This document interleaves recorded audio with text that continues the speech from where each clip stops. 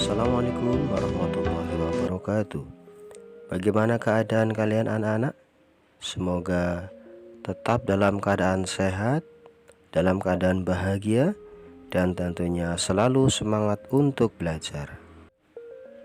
Baiklah anak-anak, untuk hari ini kita akan belajar tema 1, subtema 3, pembelajaran kedua. Namun sebelumnya, mari kita berdoa terlebih dahulu agar pembelajaran hari ini bisa berjalan lancar dan diberi kefahaman. Berdoa mulai. Berdoa selesai. Tangan-tangan dan kaki para pengrajin gerabah begitu cekatan dan terampil membentuk tanah liat menjadi gerabah-gerabah yang bernilai seni tinggi. Dari situ dapat kamu lihat betapa rangka dan otot khususnya pada tangan dan kaki mampu berfungsi dengan baik. Apa yang akan terjadi jika salah satu organ gerak tersebut tidak dapat berfungsi sebagaimana mestinya? Selesai memilih gerabah yang akan dibeli, Lani diajak ayahnya untuk ke belakang rumah, tempat memproduksi berbagai macam gerabah. Banyak pengrajin yang sedang bekerja. Semua pengrajin memiliki pembagian tugas masing-masing. Ada yang membuat adonan dari tanah liat, ada yang sedang mengecat, ada yang menjemur dan membakar gerabah-gerabah yang baru setengah jadi. Ada juga yang sedang mewarnai gerabah-gerabah yang telah kering. "Pak, bolehkah saya mencoba membentuk gerabah?" pinta Lani kepada salah satu pengrajin. "Memangnya kamu bisa, Lani?" gaya ayah Lani. "Ah ayah, semuanya kan perlu dicoba, soal hasilnya dipikir belakangan," canda Lani.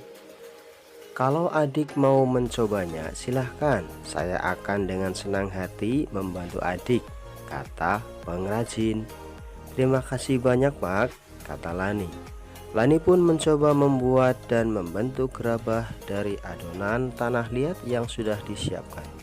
Pada percobaan pertama, Lani gagal. Lani mencoba lagi. Untuk kali ini Lani lebih berhati-hati. Dia mengikuti semua petunjuk yang diberikan oleh salah seorang pengrajin. Pada percobaan kali ini, meskipun belum berhasil juga, namun sudah menunjukkan peningkatan dibanding dengan percobaan sebelumnya. Pengrajin pun terus memberi semangat kepada Lani. Lani pun makin terpacu mencoba dan mencoba lagi, hingga pada akhirnya Lani mengalami kelelahan. Namun, Lani belum juga berhasil membuat gerabah yang bagus. "Dik Lani, tahukah kamu penyebab kamu gagal membuat gerabah yang bagus?" "Ya, karena tangan dan kakimu kurang terampil.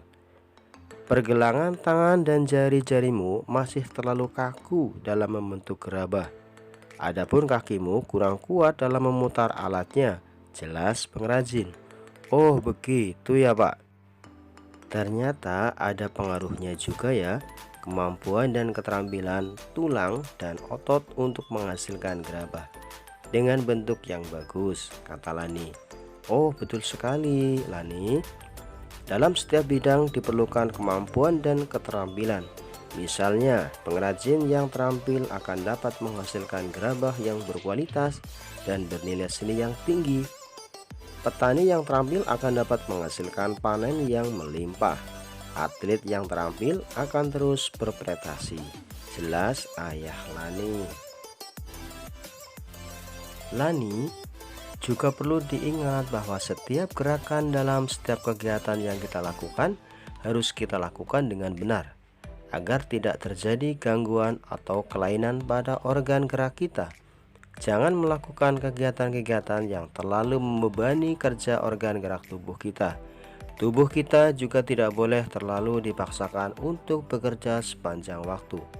Ada kalanya tubuh kita, terutama organ gerak, memerlukan waktu untuk istirahat. Saatnya bekerja kita harus bekerja dengan benar. Pada saat istirahat, kita juga harus beristirahat dengan benar pula, kata pengrajin. Coba kamu perhatikan pengrajin tua itu. Kasihan sekali ya, tubuhnya sekarang bungkuk. Pada saat mudanya dulu, dia terus memaksakan tubuhnya untuk bekerja tanpa mempedulikan waktu beristirahat. Sejak muda dia sudah jadi pengrajin gerabah. Waktunya dihabiskan untuk selalu duduk membungkuk, membentuk gerabah-gerabah pesanan. Dia pengrajin yang rajin dan pekerja keras. Namun sayangnya, dia melupakan waktu untuk beristirahat. Pada akhirnya, kini tubuhnya menjadi bungkuk, kata pengrajin. Benar sekali, Lan. Tulang pengrajin itu telah mengalami kelainan atau gangguan, sehingga tidak bisa lagi bekerja sebagaimana mestinya. Tambah ayah Lani.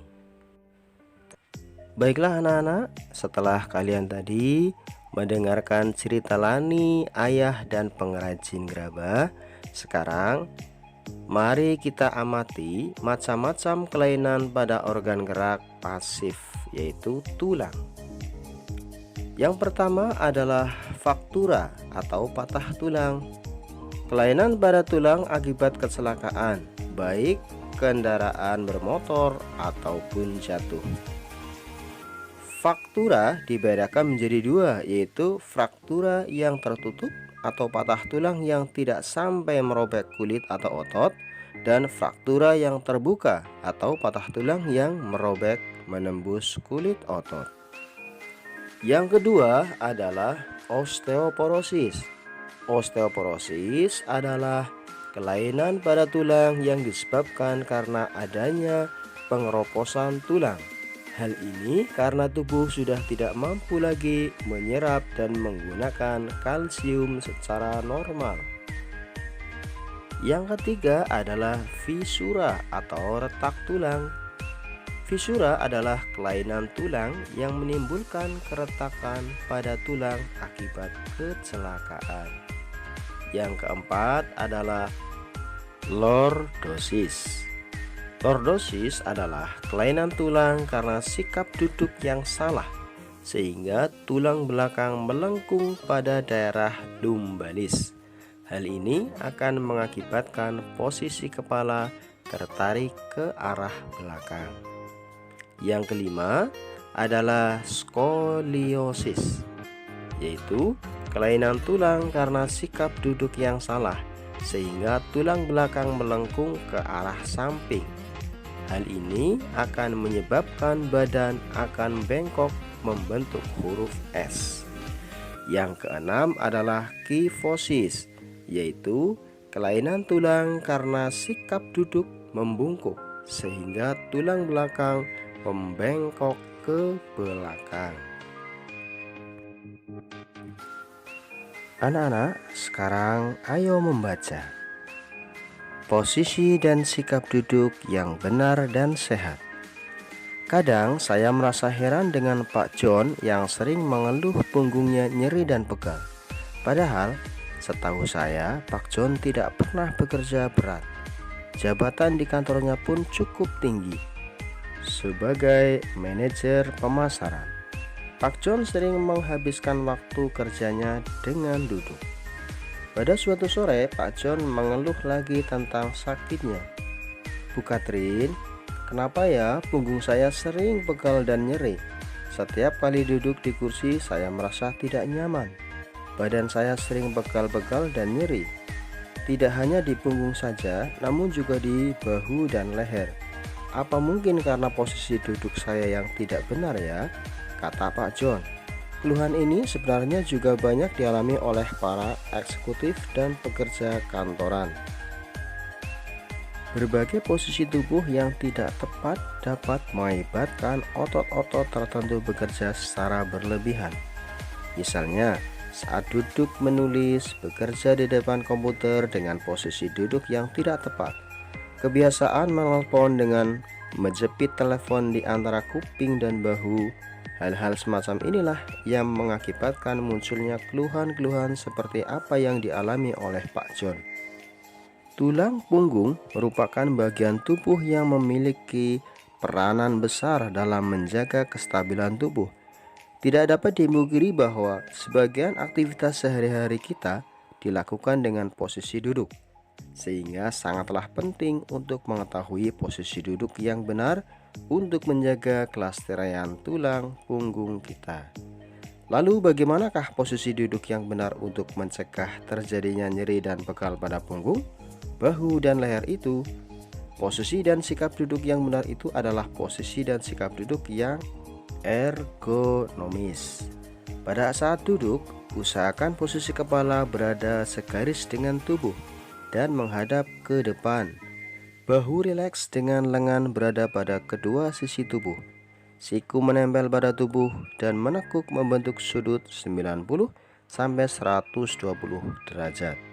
Punggung harus ditopang secara penuh dengan penopang pada saat tegak atau sedikit bersandar.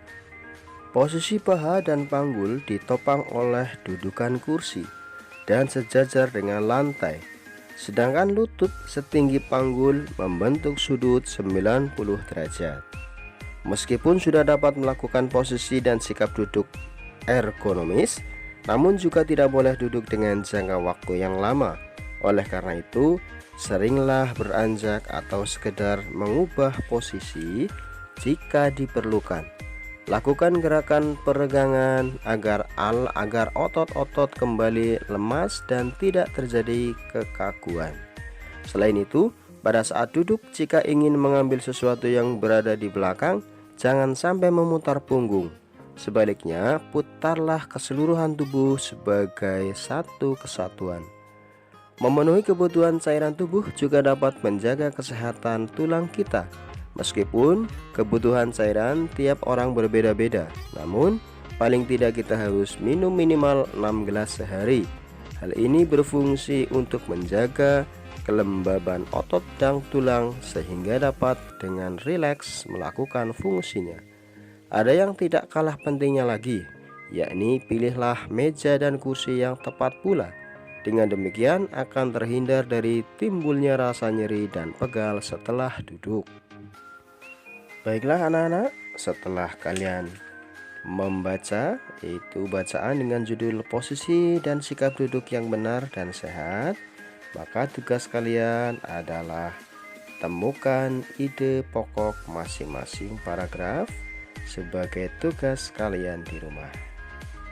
Begitu anak-anak, hari ini mungkin kita cukupkan dulu untuk pembelajaran tema 1, subtema 3, pembelajaran kedua.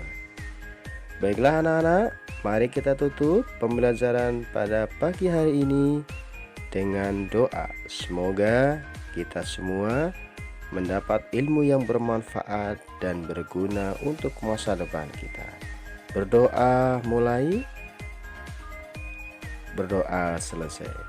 Baik, demikian yang bisa Pak Guru sampaikan. Mohon maaf bila ada kesalahan. Assalamualaikum warahmatullahi wabarakatuh. Bye-bye.